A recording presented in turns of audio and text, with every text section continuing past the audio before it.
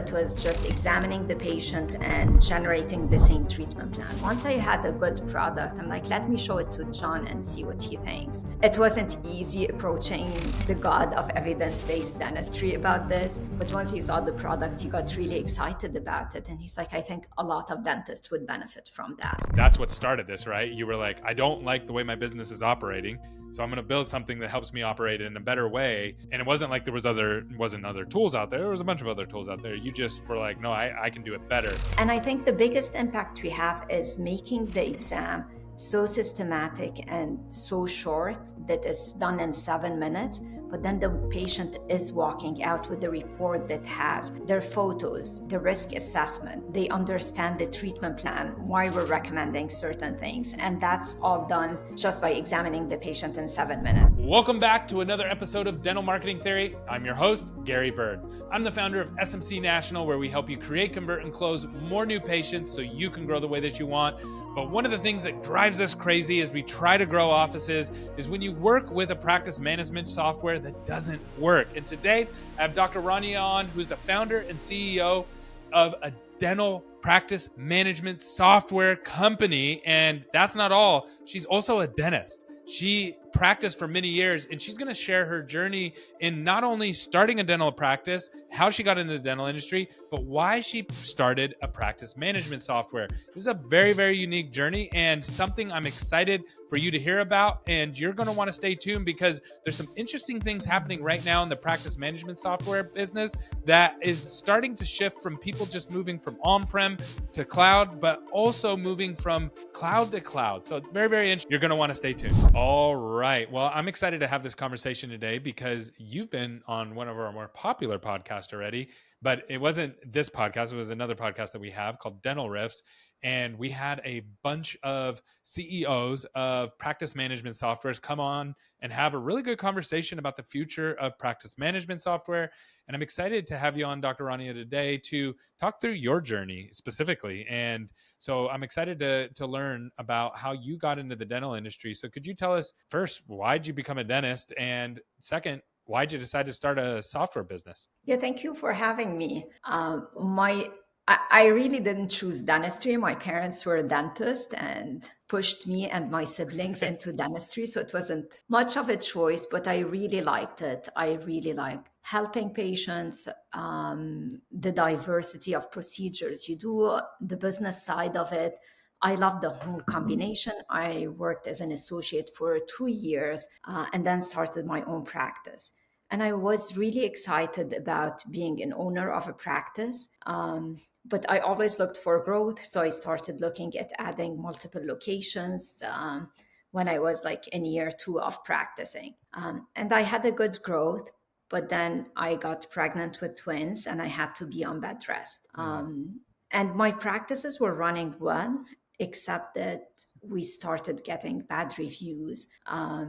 We still had the same dentist that we had when I was there. We still had the same team. The only factor that changed was me not being in the practice. And this is when I realized that a lot of the systems were just in my head, were not really materialized everywhere in the practice. And I figured I needed every patient to have the exact same journey. And every doctor, regardless what their philosophy was, to examine the patient the same way, to treatment plan the same way. And this is where the idea of the software started. And at that time I was going to the COI Center. I really liked John's philosophy, how everything is evidence-based. And I'm like, what's better than implementing evidence-based into a software system? Well, it wasn't a software. It was a bunch of spreadsheets in the early days. Hey, Happy New Year. And thanks so much for listening to the podcast. I'm sorry to interrupt, but I got something really, really important to share with you that's going to bring massive impact to your practice.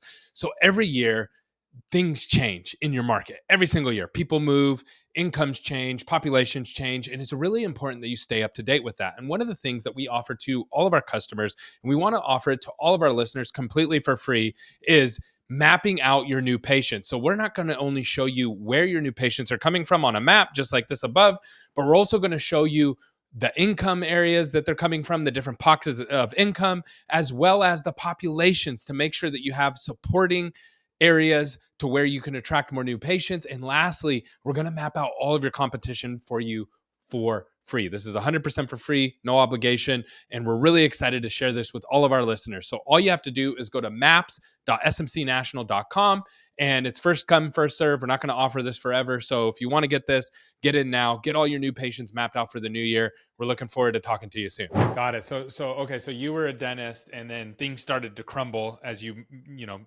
change things in the office, which always happens in business, right? Anytime you make a change, there's good outcomes, and then there's always negative outcomes. And you started noticing a lot of the negative outcomes, and then you started looking at all your spreadsheets, thinking, okay, how do I implement these spreadsheets into a piece of software that will help my practice? Did I get that right? Yeah, kind of. Okay, and My then husband was a software engineer, or still okay, is at the time, and they were in the healthcare industry. They sold a company to United Healthcare. I liked how more advanced they were than we are, and I'm like, how come the forms look so much nicer? How come this looks so much more modern? Why is everything stuck in the 80s with yeah. Dennis? And can you create this form for me, and then this form? And then it turned into a software. So it turned into a full business. So and when your husband's the programmer building, that's a good relationship, because you can keep asking and pushing and making it better. Exactly. And then at what point did you say, you know what, this is something that everybody else needs? So once we got to a really good algorithm that could, at first it was just on the clinical side. So it was just examining the patient and generating the same treatment plan. Once I had a good product, I'm like, let me show it to John and see what he thinks. And it wasn't easy approaching the god of evidence-based dentistry about this. But once he saw the product, he got really excited about it. And he's like, I think a lot of dentists would benefit from that. And this is when we decided to turn it into a company and the real product. The first vision was just to have the clinical, but then we realized for it to be very powerful, it needed all the pieces to work very well together. Yeah, that makes sense. And then at what point did you say, okay, we got something? This is something that will actually help other people, to the point where I want to make my business and my focus all about building a PMS and not so much about being a dentist anymore? Very early on, I presented this to a group of dentists, and everyone bought it on the spot when it was just the clinical, not realizing how much work it is to integrate into other software. So I'm like, okay, there's something here. This needs to become my focus. And this is when I sold my practices and started focusing only on Oryx. Yeah. Okay. And then now you got this product. So you're now the CEO of a practice management software company. What are you doing now that you're like really excited about inside of that, that's really going to help change the way dental operates? Because I know that at the end of the day, that's what started this, right? You were like, I don't like the way my business is operating, so I'm going to build something that helps me operate in a better way. And it wasn't like there wasn't other tools out there. There was a bunch of other tools out there. You just were like, no, I can do it better. So what is that thing you're working on now that you're like, this is exciting because it's going to help so many people? I think what's really exciting is the patient journey, how they start with the practice, they complete forms that are picture-based. They're excited about giving the dentist the information. A lot of the times we get into trouble because we don't know everything about the patient's medical history or dental history. So I really like that we make it fun for the patients to provide the dentist with a lot of the information that they need to treat them properly. And I think the biggest impact we have is making the exam so systematic and so short that it's done in 7 minutes. But then the patient is walking out with the report that has their photos, the risk assessment. They understand the treatment plan, why we're recommending certain things. And that's all done just by examining the patient in 7 minutes. So I think it has a huge impact on the practice. The dentists are feeling more confident about having this report. If you don't have a lot of time to explain everything to the patient, they have the paperwork to go and review it. You're more protected from a medical legal perspective. The patient is getting a better treatment. Like sometimes if I was in a rush, the patient was not getting the exact same exam as someone when I had a full hour to do the examination. So now by having it very systematic, everyone is getting the same treatment. And because we have a lot of checklists and systems built into the software, nothing gets missed at the front desk. Like, so you're never missing to ask for a review, to send something to the lab, to collect the payment, to schedule the next appointment. A lot of the automations are built into the system, and that's what excites me really now. That's really good. Yeah, one of the things I know, and I just had a call today with a practice that has 10 locations. They're trying to pick between two, cloud-based PMSs. They were already on they went from on-prem, so meaning for our audience, they had a practice management software that was on the location in the computer, so to speak, at their office, and they moved to the cloud. And the company that they moved to, they hate. They're like, this is not working the way I want it to. So they're getting ready to move again to the next cloud-based option. And they're looking at two different companies, and it's a lot of work. They're like really intimidated by the work and the project management of change. It's so hard, and it's a big decision for people to make. So what do you tell people the right time? When is the right time to make that change? Especially going from, most people are moving from on-site to cloud-based. When is the time that, okay, now is the time to make this investment and make that change? I don't think there's ever a good time. It's like having a baby. There's never a good time to have a baby. You just have your baby. But it's inevitable. Everything is moving to the cloud. If you have multi-locations and you need that centralization in certain things, you need that visibility, you need that accountability, you need to look at all the locations at once. You just need to move to a cloud software. And yeah, I do believe that people need to do their due diligence in terms of the security of these software, the features.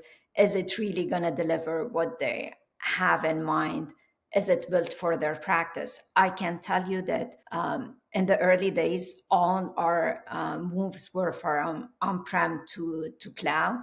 And now a lot of our installations are cloud to cloud. So we have clients moving from other cloud solutions to so us. Now, yeah, because it wasn't that long ago, no one was moving cloud to cloud, right? But now that's actually becoming a thing where it's like, I want to go cloud. I went with this cloud, didn't work for me. Now I'm switching over to this one. So that's becoming a normal thing that you're saying? Yeah, we're starting to see a lot more cloud to cloud, especially in the DSO space. And then last question for you. So if somebody out there is thinking about moving, like what would be your elevator pitch for them? So if someone's like, man, you know what, I'm thinking about changing a practice management software and I want to go cloud, what's your elevator, or what's your like, hey, this is why you should think about us, or we should at least be in the conversation? I think we're the most innovative, we're the fastest growing software. So that alone should get someone excited. We are very in touch with our users. So people that are in our Facebook group see how active we are, how our users drive the product. And I think that's really important. That's awesome. If someone wants to reach out to you and learn more about what you guys are doing, what's the best way to get in touch with you? OryxDentalSoftware.com, and just click on book a demo. Awesome. Thanks so much for coming on. This is really fun to talk about your journey and what you're building. It's exciting. And I can't wait for the future because I know you're going to build something awesome. So thank you so much for coming on. Thank you. I appreciate it.